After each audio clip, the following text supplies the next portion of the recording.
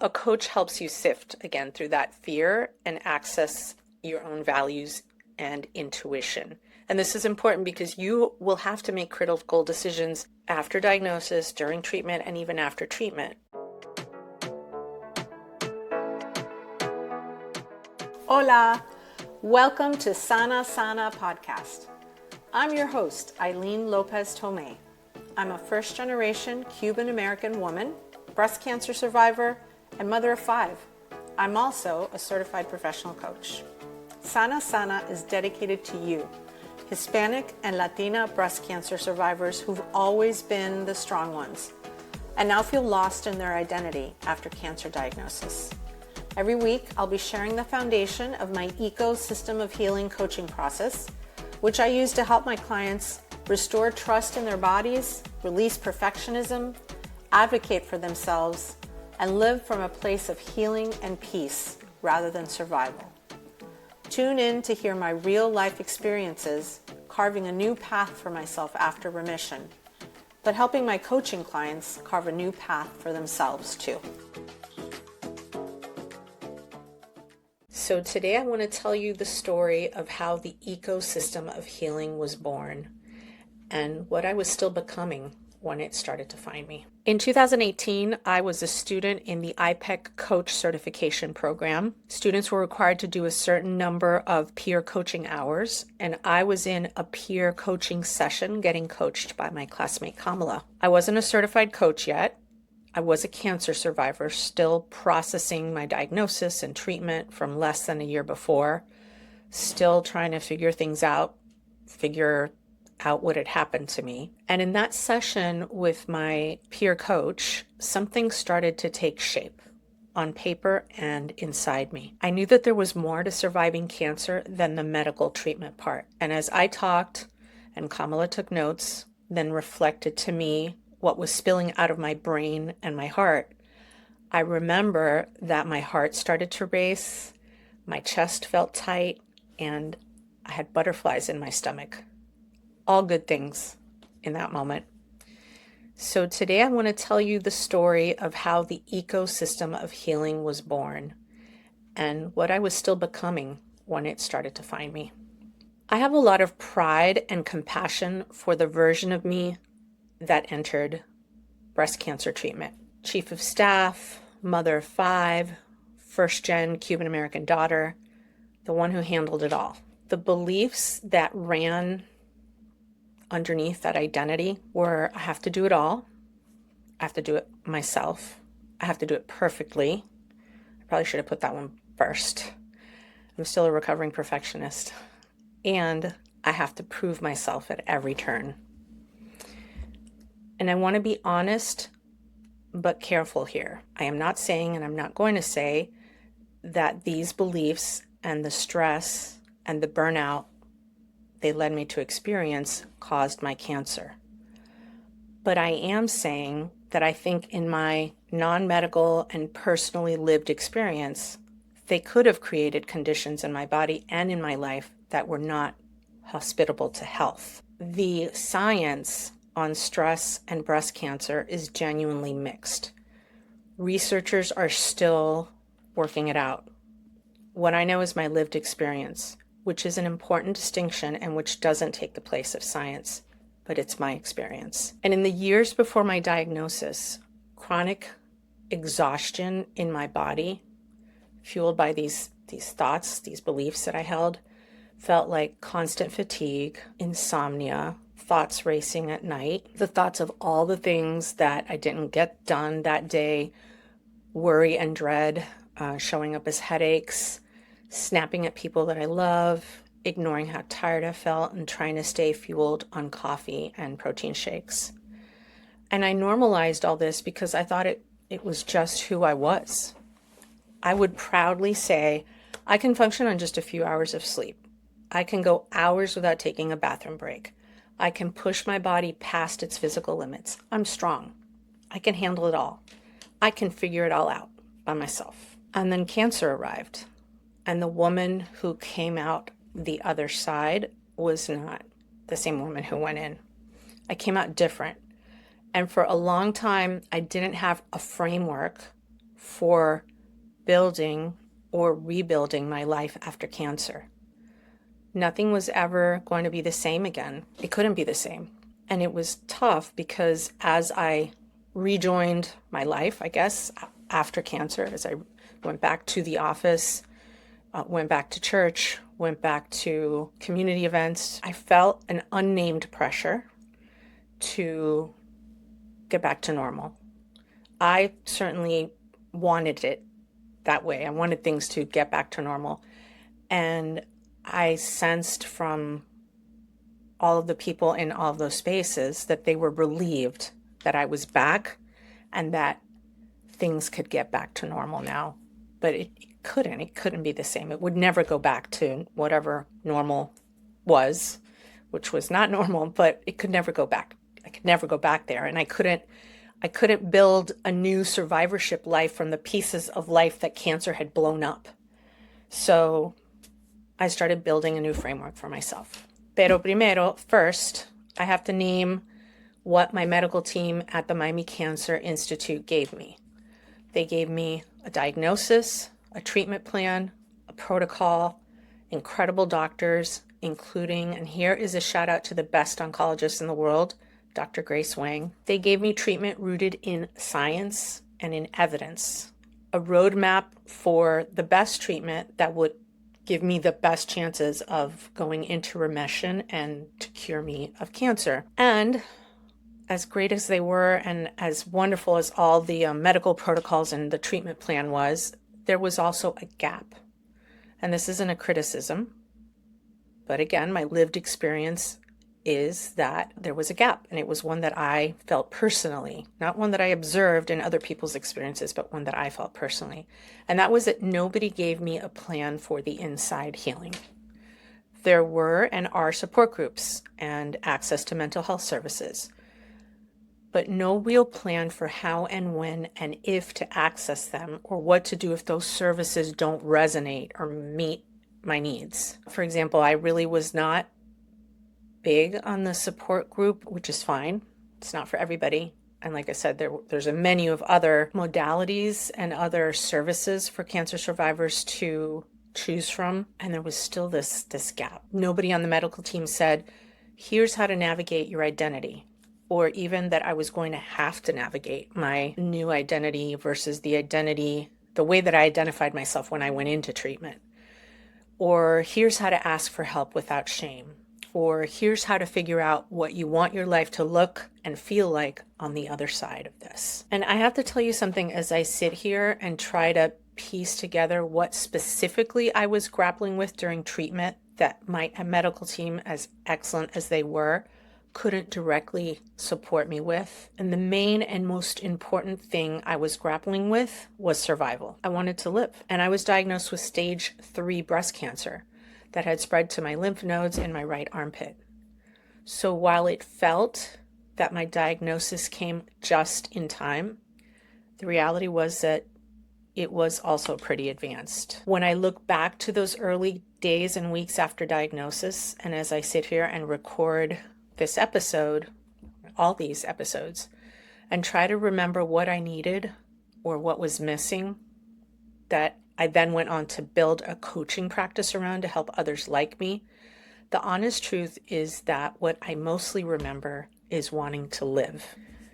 The questions about what was missing, what I needed for my internal healing and growth, that wasn't in any of my medical protocols or in the survivorship program, didn't come until later. Not until well after I saw the words written in black and white after I finished my treatment.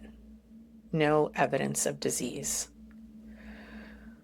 The moment in time that I remember that question becoming a focus for me, the question of what happens once you're diagnosed and have a treatment plan? What about my spiritual, emotional, internal plan to go hand in hand with the physical healing plan? That moment didn't come until July 2018, which was more than a year after I finished all my cancer treatment.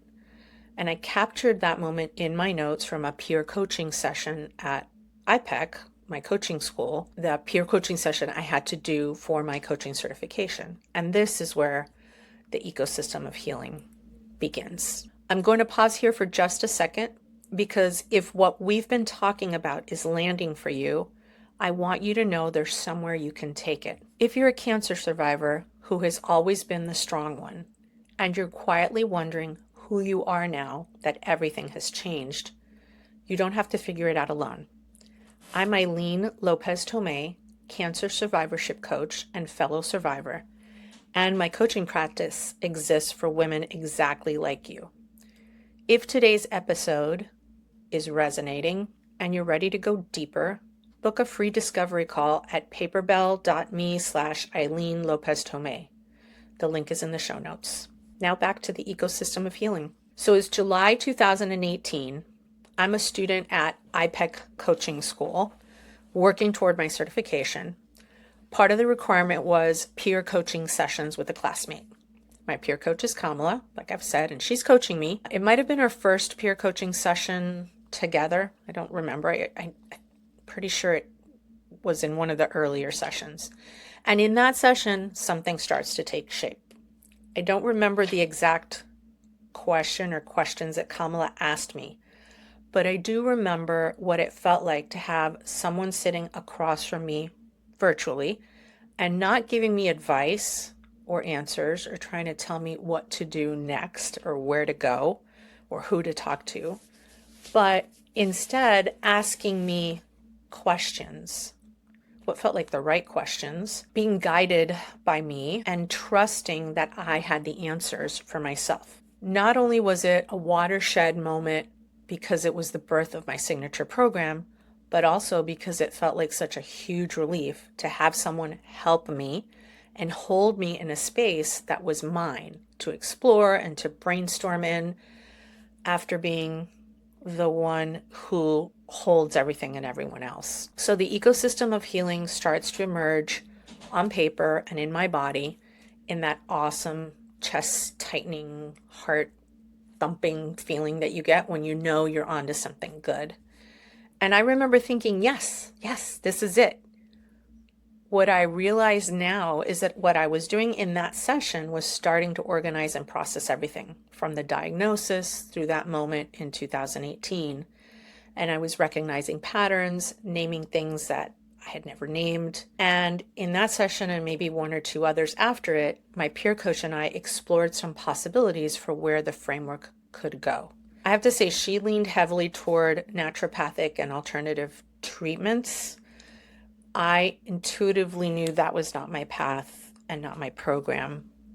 My work is internal, and naturopathic and alternative medical treatments is an expertise that I didn't want to pretend to possess, and I assume it's also mostly external, but again, not my area of expertise, so I don't want to assume.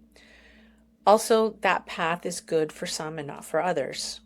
From my own personal experience, I did explore some natural supplements and healing modalities. I had acupuncture during chemo to help alleviate nausea and fatigue, and there were other things that I learned about and that I did use for myself. I talked to my oncologist about that. I made sure she knew what I was thinking about, and she advised me accordingly. So bottom line is that the medical team and professionals handle the body, and the ecosystem of healing and your cancer survivorship coach, like me, handles what lives underneath and how to move forward with and towards that. Also, this wasn't some genius moment where the ecosystem of healing arrived fully formed in a coaching session. I've worked on it since then, since July 2018, with other coaches in other sessions for years, dreaming and daydreaming of bringing it to the world of survivorship someday. And actually, I think this is the point where I want to show you something. So give me 1 second. If you've been wondering about the whiteboard behind me, this is a moment that I've been wanting to show you something about how the ecosystem of healing is organized in my mind. Actually, let me show you something. I don't know if you've been wondering about the whiteboard behind me, but I brought some visuals today. So give me a second and I'll try to illustrate what I'm talking about. All right. So here I have two circles, this large outer one and this smaller inner one. Across the large outer circle, I've written outer ecosystem. And across the smaller circle inside, I've written inner ecosystem. What lives in the outer ecosystem? Things like medical care, treatment, spiritual life, family, community, creativity, faith, work, finances, nutrition, all the things that have to do with your outside life. And this is especially where it's treatment, nutrition, medical care, that's where those things live. The things that are helping you to recover from, hopefully be cured from, go into remission from cancer. Then we have these two arrows pointing from outer to inner. And then in the inner ecosystem, we have your emotions, mental awareness, consciousness, thoughts, energy. And this is where the coaching happens. This is where the inner healing happens. This is where we do the non-medical work. This is where that non-medical work lives. And I have in that coaching session in 2018, I came up with this aphorism, I guess, and it's that no single action, decision, or interaction is independent of another. So there's no action or decision or interaction that's independent of another one. They all influence each other and are all interconnected. So certainly there are connections between your outer and your inner ecosystem and vice versa. But this is where I realized, so many years ago, that the work of coaching lives. I'm a 10-year breast cancer survivor, and I want to share something that could truly save your life. When I was diagnosed with stage 3 breast cancer in August 2016, I hadn't had a mammogram in 4 years. I was busy. I felt fine. I thought it could wait. Turns out it couldn't. And for Latina and Hispanic women like us, this conversation matters even more, because breast cancer is the leading cause of cancer death among Hispanic women in the United States. Even though we are sometimes diagnosed at slightly lower rates than other groups, we're more likely to be diagnosed later, when the cancer is more advanced and harder to treat. We're also more likely to develop aggressive types, like triple-negative breast cancer, which grow faster and have fewer treatment options. And here's the part we don't talk about enough. These outcomes are often not about biology alone. They're about delayed detection. Because when breast cancer is found early, survival rates are dramatically higher. Screening, especially mammograms, is one of the biggest reasons breast cancer deaths in the US have dropped by more than 40% over the past few decades. Early detection saves lives, period. That's why today the guidance is clear. Start getting mammograms at age 40 and don't skip them. Whether you go every year or every 2 years, the most important thing is consistency. Because breast cancer doesn't wait, and neither should we. Let's talk about self-exams. They're not a replacement for mammograms, but they are still powerful. Because knowing what's normal for your body means you're more likely to notice when something changes. And when something changes, you act sooner. And sooner can mean everything. I know firsthand what it feels like to think, I'll go later. But later can turn into 4 years, like it did for me.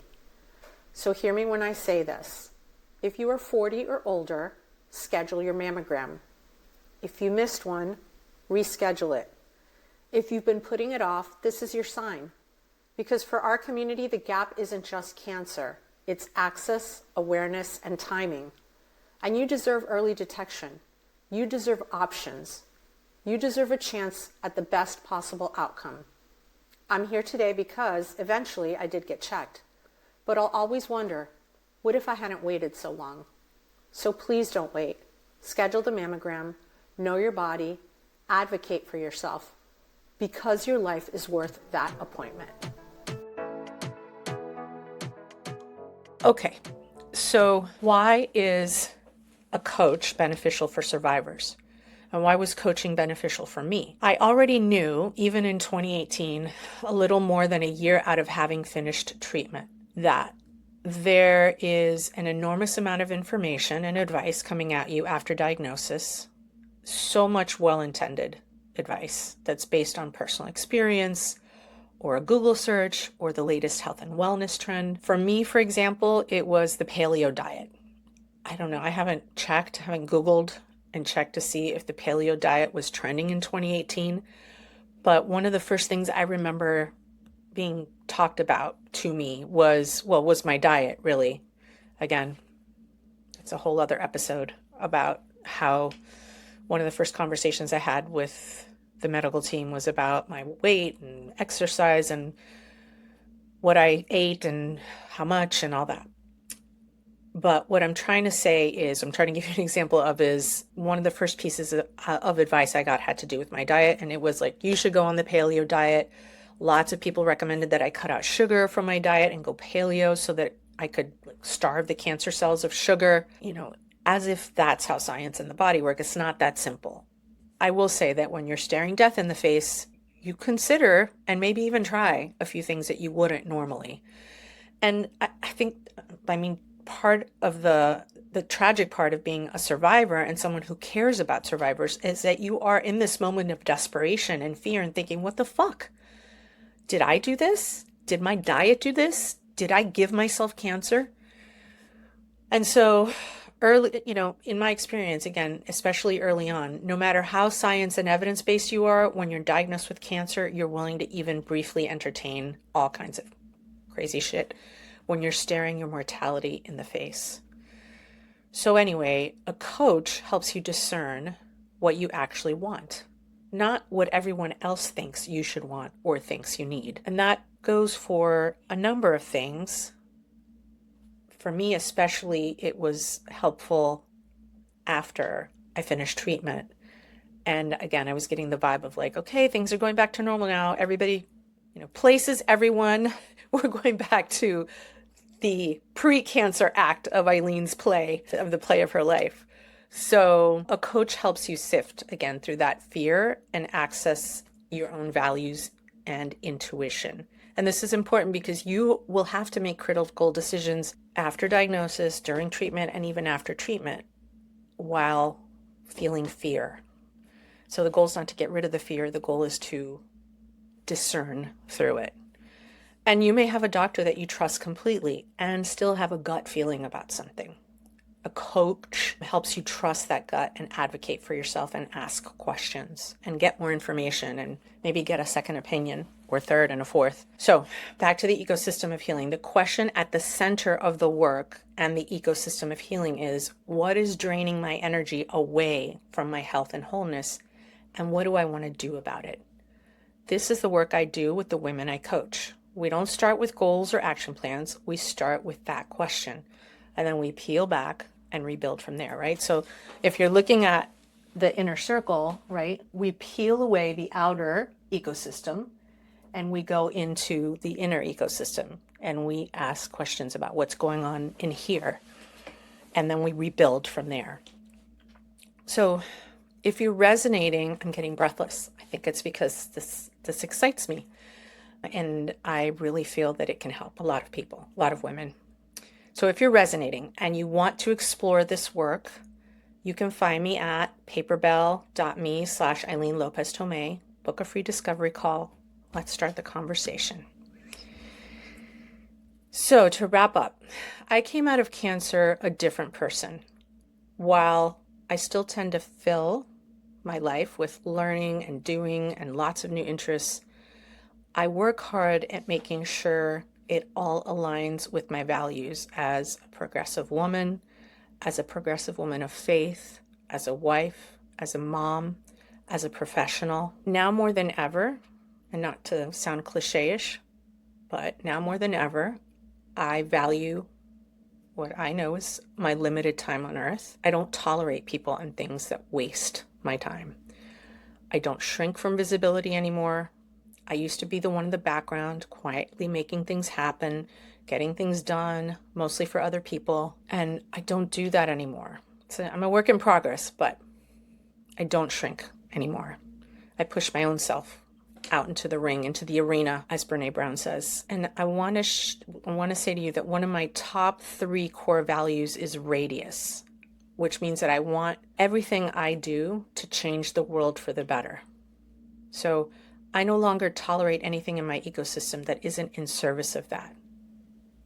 Remind me in a later episode to tell you about my Servium tattoo, speaking of service. So asking for help is still hard, but I catch myself drifting into overwhelm much more quickly than before.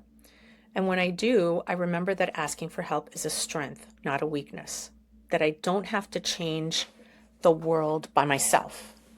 That there are so many beautiful people in my life that want to change the world for the better alongside me, and that want to support me and help me as I am doing the work in service of others, in service of cancer survivors, in service of changing the world and making it a better place.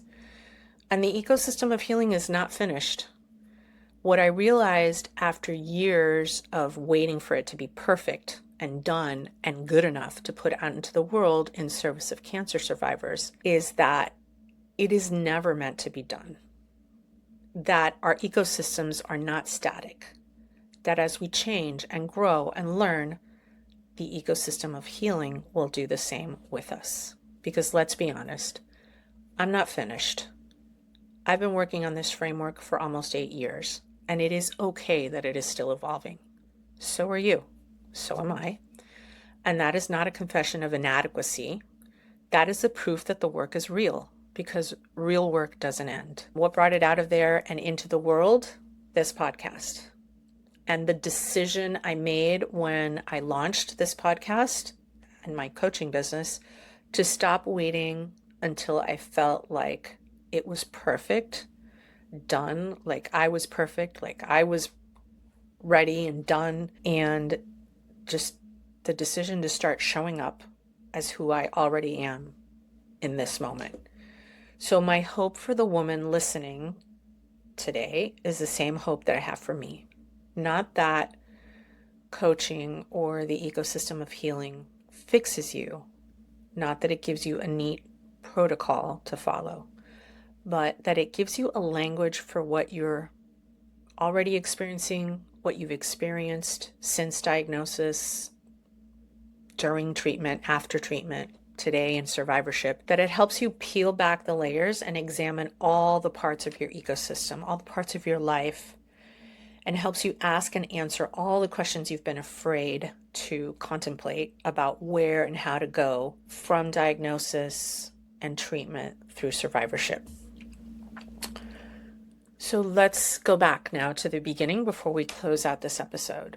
I want to go back to the feeling I told you I had during my peer coaching session in 2018. My chest was tight, my heart was racing, was a little breathless like I am now. Something was taking shape. If you felt anything like that today, as you listen to this episode, if you felt a little glimmer of recognition, that quiet like, yes, yes, pay attention to it.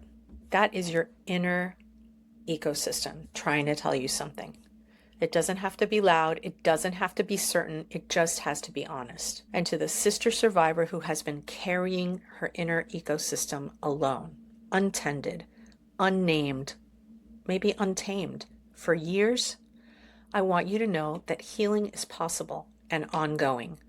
There is no endpoint, but together we can create your beautiful new beginning of a story that starts with you as a whole and healing cancer survivor who knows what she needs and wants and knows without shame that she can't do it by herself, that she doesn't want to do it by herself anymore. You know where I'm going with this.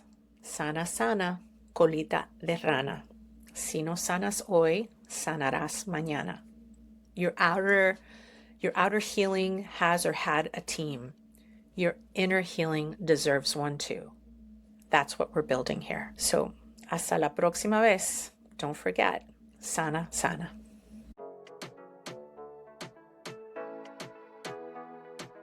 Thank you so much for listening to this week's episode of Sana Sana, the show that helps you heal and restore the parts of your ecosystem that were depleted after a breast cancer diagnosis. If you liked the episode, please leave us a rating and review so we can reach more incredible survivors como tú who want to heal with us. If you want to stay connected with our growing community, check out our Instagram at Eileen Lopez Tomei Coach and share what part of the episode touched your heart today. See you next week.